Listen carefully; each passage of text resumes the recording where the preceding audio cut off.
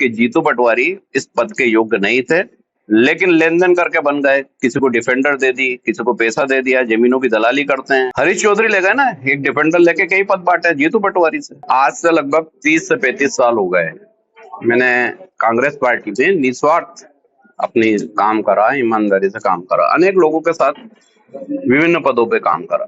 लेकिन पिछले 50 साल में पहली बार ऐसा देखने में आया जो प्रदेश अध्यक्ष बने जीतू पटवारी, वो उस पद के लिए डिजर्व ही नहीं करते थे। वो बड़े नेताओं की पसंद हो सकते हैं, लेकिन पद की जो गरिमा होती है उसके अनुरूप नहीं थे। फिर भी हम जैसे अनेक लोगों ने ये स्वीकार करा कि नहीं, काम करते करते सीख जाएंगे। हाल ही में अभी 2 दिन पहले एक पत्र जारी हुआ प्रदेश कांग्रेस से कि कोई भी डिबेट में भाग नहीं लेगा, कोई भी अपनी अभिव्यक्ति नहीं देगा, 3 दिन का मौन सत्याग्रह करेंगे। किस बात का मौन सत्याग्रह? कि जो आरोप ट्रस्ट को लेके मुख्यमंत्री पे लगाए हैं उसके लिए कोई जवाब आपको नहीं देना, आपको चुपचाप रहना, क्योंकि मीडिया आपका साथ नहीं दे रहा है। मैंने जब सवाल पूछा कि मीडिया साथ नहीं दे रहा तो आपने सबूत क्या दिए? आपने कोई सबूत दिए कि ट्रस्ट में जमीन देने में ये घोटाला हुआ या ये दस्तावेज है? तो जवाब आज तक नहीं मिला। जवाब में मुझे नोटिस दे के ये बोला जा रहा है कि आप अपना स्पष्टीकरण दें कि आपने 2 दिन टीवी पे डिबेट क्यों की। बोलना अभिव्यक्ति की स्वतंत्रता है। कांग्रेस के संविधान में इस तरह के पत्र निकालने की कोई भी अधिकृत धाराएं नहीं है। आजादी के बाद आज तक कभी कांग्रेस ने मीडिया का बहिष्कार नहीं किया। किस विषय पे डिबेट की मनाही?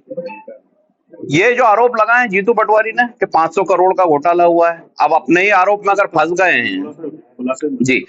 ट्रस्ट को लेके उन्होंने एक भारत न्यास ट्रस्ट है, उसको लेकर आरोप लगाया है, जिसमें दिग्विजय सिंह जी ने साफ तौर पे स्पष्ट कर दिया था कि ये ट्रस्ट गवर्नमेंट की है, गवर्नमेंट की जमीन एक डिपार्टमेंट से दूसरे डिपार्टमेंट को दी है। ऐसी अनेक जमीनें कांग्रेस के शासन में अर्जुन सिंह जी ने, दिग्विजय सिंह जी ने, बॉम्बे हॉस्पिटल है, सोनकच का तीर्थ है, गोमट गिरी है, तमाम हॉस्पिटल है, अन्य संस्थाएं उनको दी है।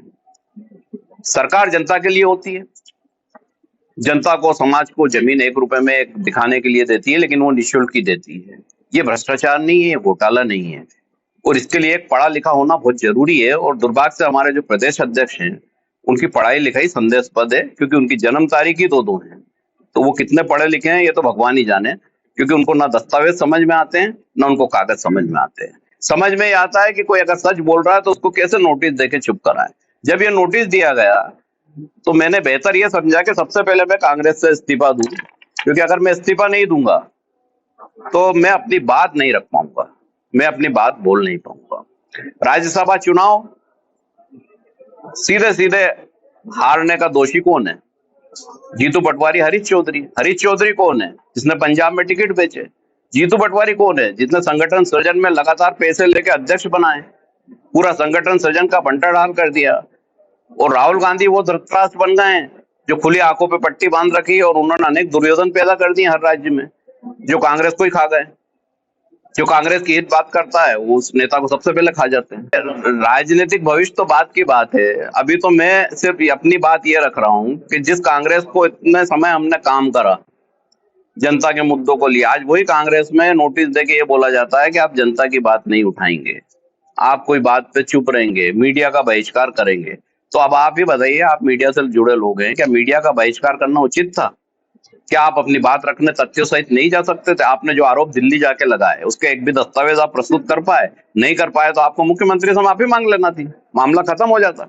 लेकिन इस तरह के पत्र जारी करके अहंकार प्रदर्शित करना यह दर्शाता है कि जीतू पटवारी इस पद के योग्य नहीं थे, लेकिन लेन देन करके बन गए। किसी को डिफेंडर दे दी, किसी को पैसा दे दिया, जमीनों की दलाली करते हैं, सबको पता है, ये कोई नई चीज नहीं है। जी, आपके हिसाब से बेहतर विकल्प क्या है?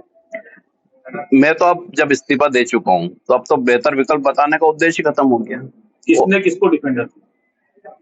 हरीश चौधरी ले गए ना, एक डिफेंडर लेके कई पद बांटे जीतू पटवारी से। जीतू पटवारी को बचाने क्यों आते हैं? वसूली करने हर बार आते हैं, मीटिंग करने, कार्यकर्ताओं के फोन नहीं उठाते हैं, स्टारबक्स की कॉफी पीते हैं, आम आदमी के पास जाते नहीं है। और ऐसे लोग अगर कांग्रेस में बने हैं तो आप क्या उम्मीद करते हैं 15-20 साल कांग्रेस मध्य प्रदेश में लौट के नहीं आई? नगरीय निकाय चुनाव है, 16 महापौर में से एक भी महापौर जीतने की स्थिति नहीं है। राकेश, आपको क्या लगा है जो 500 करोड़ घोटाले का जो मामला था, इसमें कांग्रेस के पास क्या कोई सबूत नहीं थे, इसलिए सबको बोला गया बंद रखने के लिए? निश्चित तौर पे जो आरोप है वो मनगढ़ंत था। अगर सबूत होते तो ईमानदारी से वो दिल्ली के प्रेस कॉन्फ्रेंस में लेके आ जाते। सिर्फ झूठ बोल के रील बनाना और अपने आप को साइकिल चला के नेता दिखाना, तो खुद ही 40,000 से हारे हुए हैं अपनी विधानसभा में। मध्य प्रदेश में कांग्रेस को कैसे जिताएंगे? खुद पार्षद का चुनाव लड़े तो इंदौर में नहीं जीत सकते, ये स्थिति उनकी है। अक्षम बम वाला कांड उनने करा, मीनाक्षी नटराजन वाला कांड उनने करा, दो कांड होने के बाद भी एआईसीसी सो रहा है, उनको होश ही नहीं है। तो इसका एआईसीसी क्यों नहीं एक्शन लेता रहा? बहुत क्यों मेहरबानी राहुल? देखिए बहुत साफ है। आपको ध्यान होगा दिल्ली में एक एफआईआर दर्ज हुई केसी वेणुगोपाल के खिलाफ 420, 67, 68, 120 बी की। हरियाणा में एक आदमी उद्योगपति के वाइफ से पैसे ले लिए टिकट देने के, अधिकृत एफआईआर है, कोई आरोप नहीं लगा रहा हूँ।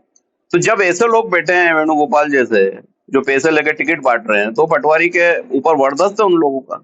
इसलिए तो वो दिग्विजय सिंह का अपमान करते हैं, इसलिए कमलनाथ का अपमान करते हैं, अन्य नेताओं का अपमान करते हैं, क्योंकि उनको मालूम है कि इस बार एक पोटली और देके आ जाऊंगा तो ये भी बात खत्म हो जाएगी। और जबकि मध्य प्रदेश में जो रीढ़ की हड्डी है, मैंने एक लाइन बोली ना कि राहुल गांधी जी ऐसे धृतराष्ट्र हैं जिनकी खुली आंखों पे पट्टी बंधी है और उन्होंने अनेक दुर्योधन पैदा कर दिए हैं, तो वो अब उससे पट्टी को खोल ही नहीं पा रहे हैं। तो ये उनका दुर्भाग्य है और कांग्रेस का भी दुर्भाग्य है। नहीं, मैंने अभी ये बताया आपको कि जो बात थी कि मैंने कांग्रेस से इस्तीफा दे दिया है, कांग्रेस का प्राथमिक सदस्यता से आज मैंने इस्तीफा दे दिया है।